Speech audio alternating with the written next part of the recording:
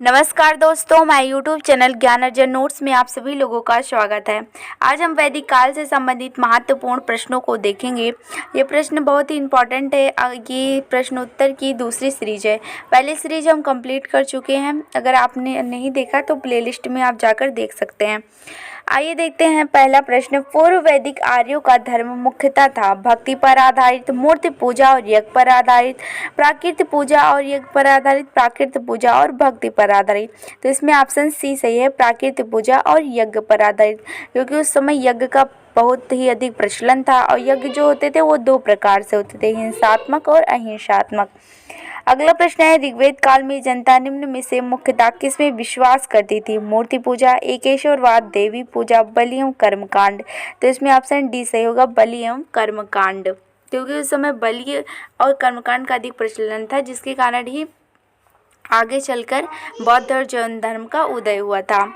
अब आइए देखते हैं तीसरा प्रश्न। प्रसिद्ध 10 राजाओं का युद्ध किस नदी के तट पर लड़ा गया? गंगा, ब्रह्मपुत्र, कावेरी या परुश्रणी। तो इसमें ऑप्शन डी सही होगा, परुश्रणी नदी, जिसे हम आज आधुनिक काल में रावी नदी के नाम से जानते हैं। और यह जो युद्ध हुआ था इसमें राजा सुदाश की विजय हुई थी। आगे आइए देखते हैं प्रश्नों को। चौथा प्रश्न है, निम्न में से किस नदी को ऋग्वेद में माते तमा, देवी तमा एवं नदी तमा से संबंधित किया गया है या संबोधित किया गया है? तो इसमें ऑप्शन है सिंधु, सरस्वती, झेलम, यमुना।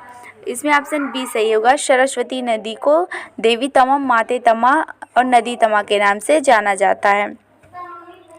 आगे पांचवा प्रश्न देखते हैं। उस जनजाति का नाम बताइए जो ऋग्वैदिक आर्यों के पंचजन से संबंधित नहीं है। यदु, पुरु, तुर्वश या किंकट। तो इसमें ऑप्शन डी जो है वो सही है, क्योंकि इसमें पूछा गया है पंचजन से संबंधित नहीं है। अगर कौन संबंधित है तो यदु, पुरु और तुर्वश, द्रोहु, अनु ये सब लोग संबंधित थे। अब आइए आगे देखते हैं हम छठा प्रश्न। प्राचीन काल में आर्यों के जीवन यापन का मुख्य साधन था कृषि, शिकार, शिल्पकार या व्यापार। तो इसमें ऑप्शन बी सही है, शिकार, क्योंकि जो आर्य थे वो पहले खानाबदोश से शिकारी थे। बाद में हम देखते हैं कि उत्तर वैदिक काल आते आते इनका स्थायी निवास हो गया था। अब आइए सातवां प्रश्न देखते हैं। ऋग्वेद में उल्लिखित यो शब्द किस कृषि उत्पाद हेतु प्रयुक्त किया गया है? जौ, चना, चावल या गेहूं। तो इसमें ऑप्शन ए सही होगा, जौ। जौ को हम यौ के नाम से भी जानते हैं। अब आइए आठवां प्रश्न देखते हैं। वैदिक युग में प्रचलित लोकप्रिय शासन प्रणाली थी निरंकुश, प्रजातंत्र, गणतंत्र, वंश परंपरागत या राजतंत्र। तो हम इसमें ऑप्शन डी सही होगा, वंश परंपरागत और राजतंत्र थी, क्योंकि यद्यपि हम जनता द्वारा इनमें चुनाव के उदाहरण भी मिलते हैं हमें। आगे आइए प्रश्नों की ओर बढ़ते हैं। 9वां प्रश्न है, किस वेद में सभा और समित को प्रजापति की 2 पुत्रियां कहा गया? ऋग्वेद, सामवेद, यजुर्वेद, अथर्ववेद। तो इसमें ऑप्शन डी सही होगा, अथर्ववेद। अथर्ववेद को प्रजापति की 2 पुत्रियां कहा गया। अथर्ववेद में जादू टोने के भी साक्ष्य मिलते हैं, औषधि के साक्ष्य मिलते हैं, तथा ये सबसे नया वेद है। 10वां प्रश्न है, ऋग्वैदिक जनसभा जो न्यायिक कार्यों से संबंधित थी, सभा, समिति, विदर्थ या इनमें से कोई नहीं। तो इसमें ऑप्शन ए सही होगा, सभा जो थी वो न्यायिक कार्यों से संबंधित थी। आगे 11वां प्रश्न है, आयुर्वेद शब्द जीवन विज्ञान का उल्लेख मिलता है, सर्वप्रथम मिलता है आरण्यक में, सामवेद में, यजुर्वेद में या अथर्ववेद में? तो इसमें ऑप्शन डी सही होगा, अथर्ववेद। अथर्ववेद जो है वो सबसे नया वेद है। इसमें रोग निवारण के उल्लेख मिलते हैं, जादू टोनों के साक्ष्य मिलते हैं। तो इसमें ऑप्शन जो डी है वो सही होगा। अगर सामवेद की बात करें तो सामवेद में हमें संगीत का वर्णन मिलता है, संगीत के साथ स्वरों का वर्णन मिलता है। यजुर्वेद जो था वो यज्ञ से संबंधित था। तो इसमें जो ऑप्शन डी है वो सही है। अब आइए देखते हैं आगे प्रश्न की ओर बढ़ते हैं। ऋग्वैदिक धर्म था बहुदेववादी, एकेश्वरवादी, अद्वैतवादी या इनमें से कोई नहीं? तो इसमें ऑप्शन ए सही है, बहुदेववादी, क्योंकि जो वैदिक काल के लोग थे वो बहुत सारे देवताओं की पूजा करते थे, अंतरिक्ष देवता, पृथ्वी देवता, आकाश देवता, तो इस प्रकार से निम्न देवता थे। आगे प्रश्न है, सर्वाधिक ऋग्वेदिक सूक्त समर्पित है अग्नि को, इंद्र को, रुद्र को या विष्णु को?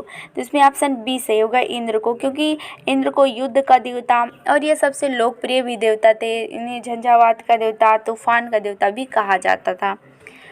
अगला प्रश्न है, निम्नलिखित में से किसे ऋग्वेद में युद्ध देवता समझा जाता था? युद्ध का देवता समझा जाता था अग्नि को, इंद्र को, सूर्य को या वरुण को? तो इसमें ऑप्शन बी सही है, इंद्र को। अगला क्वेश्चन है, निम्नलिखित में से पूर्व वैदिक आर्यों का सर्वाधिक लोकप्रिय देवता कौन था? वरुण, विष्णु, इंद्र। वरुण, विष्णु, रुद्र, इंद्र। तो इसमें ऑप्शन डी सही है, इंद्र। अगला क्वेश्चन है, वैदिक देव मंडल में निम्न में से कौन देवता युद्ध का देवता माना जाता है? वरुण, इंद्र, मित्र या अग्नि? तो इसमें ऑप्शन बी जो है वो सही है, इंद्र, क्योंकि इंद्र को आंधी का देवता, तूफान का देवता तथा युद्ध के देवता आदि नाम से ये प्रसिद्ध थे। अगला क्वेश्चन है, 800 से 600 ईसा पूर्व का काल किस युग से जुड़ा है? ब्राह्मण युग, सूत्र युग, रामायण युग, महाभारत युग? तो इसमें ऑप्शन ए सही है, ब्राह्मण युग। आगे प्रश्नों की ओर बढ़ते हैं। अगला क्वेश्चन है, गायत्री मंत्र किस पुस्तक में मिलता है? यानी कि उपनिषद, भगवत गीता, ऋग्वेद या यजुर्वेद? तो इसमें ऑप्शन सी सही होगा, ऋग्वेद, क्योंकि ऋग्वेद के में गायत्री मंत्र की चर्चा हुई है, तीसरे मंडल में है और यह जो मंत्र है वो मुख्य रूप से सूर्य को समर्पित है, सूर्य यानी कि सविता को समर्पित है और इसकी जो रचना की थी वो विश्वामित्र जी ने की थी। आगे प्रश्न की ओर बढ़ते हैं और देखते हैं कि गायत्री मंत्र की रचना किसने की थी? तो वशिष्ठ, विश्वामित्र, इंद्र या परीक्षित? तो इसमें ऑप्शन जो बी है वो सही होगा, विश्वामित्र ने की थी। अगला क्वेश्चन है, सर्ग, प्रतिसर्ग, वंश, मनवांतर और वंशानुचरित संकेत हैं वेदों के, पुराणों के, उपनिषदों के, सूत्रों के? तो इसमें ऑप्शन जो बी है वो सही है, पुराणों के। और जैसे पुराणों की जो संख्या है वो 18 है, जिसकी रचना की थी लोमस ऋषि तथा उनके पुत्र उग्रश्रवा ने की थी। आगे प्रश्न की ओर बढ़ते हैं और प्रश्न देखते हैं। पुराणों की संख्या है 16, 18, 19, 21। तो इसमें ऑप्शन जो बी है वो सही होगा, 18, जिसकी रचना किसने की थी? लोमस ऋषि तथा उनके पुत्र उग्रश्रवा ने की थी। अगला प्रश्न है, श्रीमद् भगवद गीता मौलिक रूप में किस भाषा में लिखी गई है? संस्कृत, उर्दू, पाली या हिंदी? तो जो श्रीमद् भगवद गीता थी या महाभारत का एक भाग है जिसकी रचना संस्कृत भाषा में हुई है। आगे प्रश्न है, महाभारत मूलतः किस रूप में जानी जाती थी? बृहद कथा, ब्राह्मण, बृहद संहिता, जय संहिता? तो इसमें ऑप्शन जो डी है, जय संहिता के नाम से महाभारत जानी जाती थी। इसमें मुख्य रूप से अगर वर्तमान में देखें कितने श्लोक हैं तो इसमें वर्तमान में 1 लाख श्लोक हमें प्राप्त होते हैं। और जो महाभारत का सबसे मुख्य पर्व है जिसे हम भीष्म पर्व के नाम से जानते हैं। अगला क्वेश्चन है, हिंदू पौराणिक कथा के अनुसार समुद्र मंथन हेतु किस सर्प ने रस्सी के रूप में स्वयं को प्रस्तुत किया था? कालिया, वासुकी, पुष्कर या शेषनाग? तो इसमें ऑप्शन बी सही होगा, वासुकी। और यह जो मंथन हुआ था वो किस पर्वत पर हुआ था? तो मृदांचल या एक पर्वत है मद्रांचल पर्वत, जिस पर या जिसका मथनी में जिसका प्रयोग हुआ था।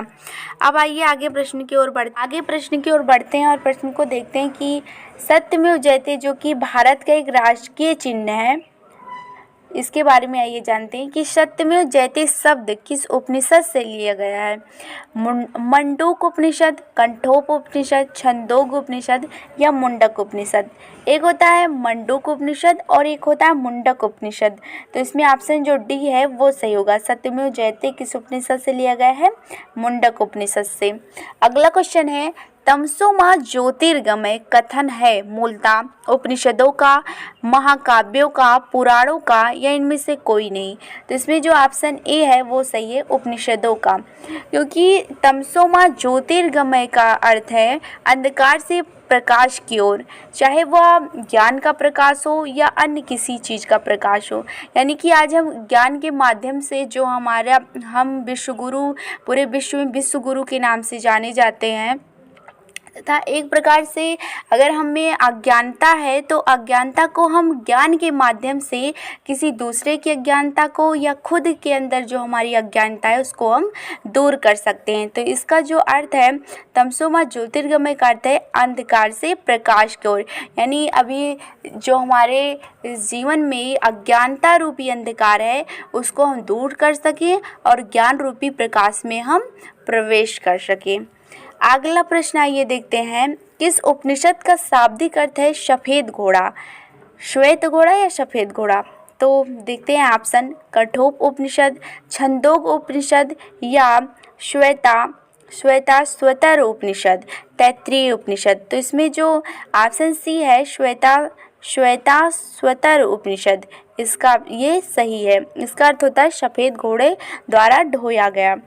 अगला क्वेश्चन है, सत्यकाम जबाल की कथा जो अनब्याही माँ होने के लांछन को चुनौती देती है उल्लेखित है? जबालोपनिषद, प्रश्नोपनिषद, छंदोग उपनिषद या कठोप उपनिषद। तो इसमें ऑप्शन जो सी है छंदोग उपनिषद, इसमें इसकी चर्चा मिलती है, उल्लेखित है। जो सत्यकाम है और जो जबाला है ये कौन थी? ये महर्षि गौतम के शिष्य थे और जिनकी माता का नाम था जबाला था। अब आइए आगे प्रश्न की ओर बढ़ते हैं। ऋग्वेद की मूल लिपि है देवनागरी, खरोष्ठी, पाली या ब्राह्मणी? तो ऑप्शन इसमें डी से होगा, ब्राह्मणी लिपि। अगला प्रश्न है, वैदिक कर्म कांड में होता का संबंध है ऋग्वेद से, यजुर्वेद से, सामवेद से या अथर्ववेद से? तो इसमें ऑप्शन जो ए है ऋग्वेद ये सही होगा, क्योंकि ऋग्वेद में हम देखते हैं कि 10 मंडल हैं, 1028 सूक्त हैं और जो इसके पुरोहित है उसे हम होता या होत्र कहते हैं।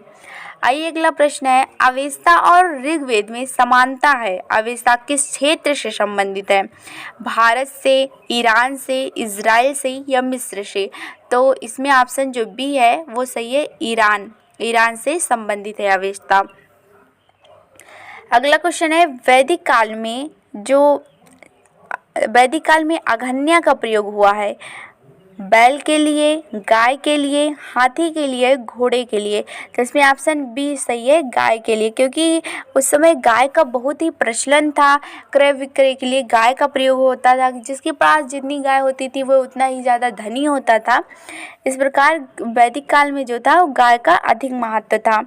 अगला क्वेश्चन है, ऋग्वेद में कई परिच्छेदों में प्रयुक्त अघन्य शब्द संदर्भित है पुजारी के लिए, स्त्री के लिए, गाय के लिए, ब्राह्मण के लिए? तो इसमें ऑप्शन सी सही होगा, गाय के लिए।